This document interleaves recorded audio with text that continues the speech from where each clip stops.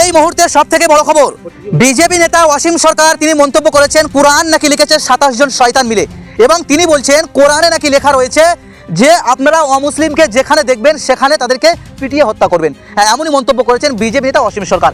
এবং কিছুদিন আগে আপনারা জানেন যে বিজেপি নেতা অর্জুন সিং তিনি প্রকাশ্যে বলেছিলেন কোরআনে ধর্ষণের কথা নাকি লেখা রয়েছে। আবারও বিজেপি নেতা ওয়াসিম সরকার তিনি মন্তব্য করেছেন যে কোরআন নাকি লিখেছে 27 জন শয়তান মিলে, এমনই মন্তব্য করেছেন। আর এই মুহূর্তে আমি উপস্থিত রয়েছি ক্যানিং 1 ব্লকের ইমাম সংগঠনের যিনি কনভেনার, এই প্রসঙ্গে তারা কিন্তু গর্জে উঠেছেন আরও ধর্মকে নিয়ে কটূক্তি করাটা উচিত নয়, কোরআনে কিন্তু লেখা রয়েছে। আর এই প্রসঙ্গে আমরা কথা বলে নেব ক্যানিং 1 ব্লকের ইমাম সংগঠনের যিনি কনভেনার মাওলানা জিয়াউল হক সাহেব, এই প্রসঙ্গে তিনি কি বলছেন শোনাবো আপনাদেরকে।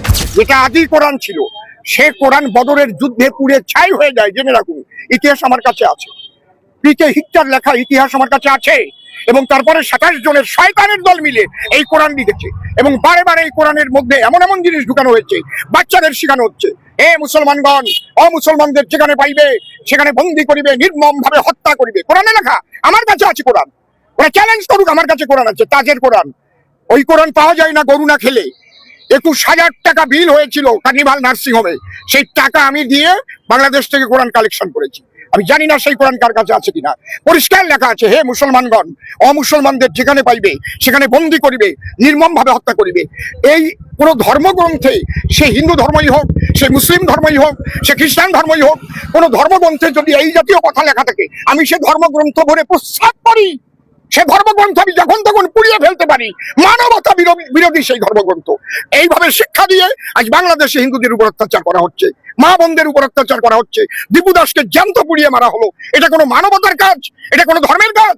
ধর্মে মানুষকে প্রেম শিখায়, ধর্মে মানুষকে গাছপালা পশু পাখি সবাইকে ভালোবাসা শিখায়, আর ধর্মের দ্বারাই হিংসার শিক্ষা দেওয়া হচ্ছে। আর আমার মাননীয় মুখ্যমন্ত্রী তাদের উস্কানি দেয়, সেই ইমাম ভাতা দিয়ে দিলাম। আর এই তোর ইমামরাই তো করে এইসব শিখায়, উগ্রপন্থী তৈরি করে, আর তাদের যে ভাতা দেয় তাকে আমার বলার মতো কোনো মানসিকতাও নাই। ওনার মুখে আমি থুতু। কিন্তু মনে রাখবেন যে ওয়াসিম সরকার এবং বিজেপি সরকারের যত নেতা রয়েছে তাদের মাথায় রাখা দরকার, অতীতে যেমন ব্রিটিশ সরকারের বিরুদ্ধে মুসলিম ধর্ম জাতপাত উঠতে গিয়ে ভারতবর্ষের সকলে ঐক্যবদ্ধ হয়ে গণ আন্দোলন করে যেমন ব্রিটিশ সরকারকে উৎখাত করেছিল, আগামী দিনে যেমন এই ওয়াসিম সরকার তথা তার দলবল বিজেপি সরকারকে এই ভারতবর্ষ থেকে তারা পিছাবো হটাতে আমরা কোনোদিন পিছাবো হব না। কারণ মনে রাখবেন আজকের উত্তরপ্রদেশে দেওবন্দ মাদ্রাসা তৎকালীন যুগের প্রিন্সিপাল মাহমুদ হাসান মাদানির বংশধর,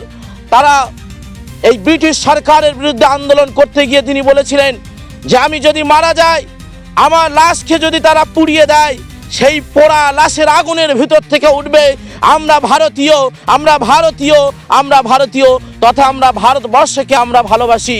তাই মনে রাখবেন তাদের উত্তরস্বরী আমরা প্রকৃত ভারতীয়। অতএব আমাদের উপরে যতই অমানবিক কথাবার্তা বলেন না কেন, অসাংবিধানিক কথাবার্তা বলেন না কেন, তার যোগ্য জবাব পশ্চিম বাংলা ওলামা সহ দলবদ নির্বিশেষে জাতপাতের ঊর্ধ্বে গিয়ে রাস্তায় নেমে এই ওয়াসিম সরকারের মতন কুলাঙ্গারের বিরুদ্ধে আমরা কাঁধে কাঁধ মিলিয়ে আমরা আন্দোলন গড়ে তুলে তার উপযুক্ত জবাব দিতে আমরা প্রস্তুত হব। যে ওয়াসিম সরকার মুসলমানদের কোরআনকে সামনে রেখে যে আজকের অনৈতিক ভাষা সে প্রয়োগ করেছে, শুধু ওয়াসিম সরকার কেবল মুসলমানদের প্রতি তিনি কটূক্তি ভাষা প্রয়োগ করেননি, তিনি বরং সংবিধান বিরোধী কথা বলেছে। কারণ ভারতবর্ষের সংবিধানে পরিষ্কারভাবে লেখা রয়েছে যে ভারতবর্ষে যত জাতপাত রয়েছে তাদের ঊর্ধ্বে গিয়ে নিজ নিজ ধর্মে তারা স্বাধীনতা নিয়ে পালন করবে।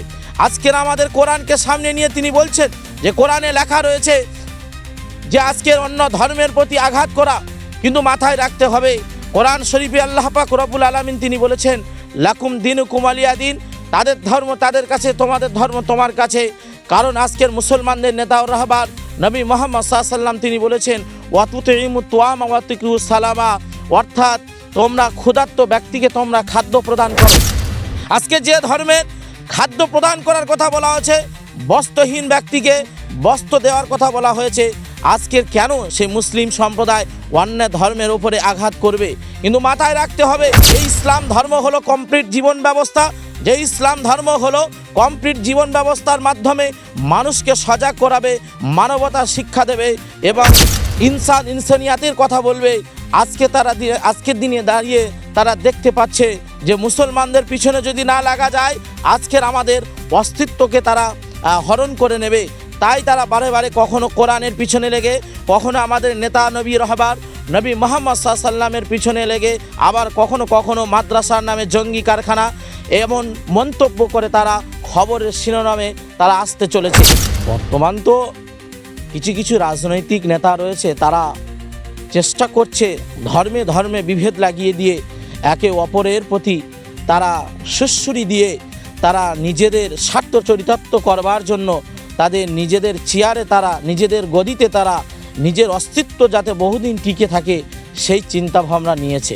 কারণ আজকের ভারতবর্ষ তথা পশ্চিমবাংলা শান্তি সম্প্রীতি এবং সৌহার্দ্য নিয়ে আজকের আমরা মিলিতভাবে বসবাস করছি।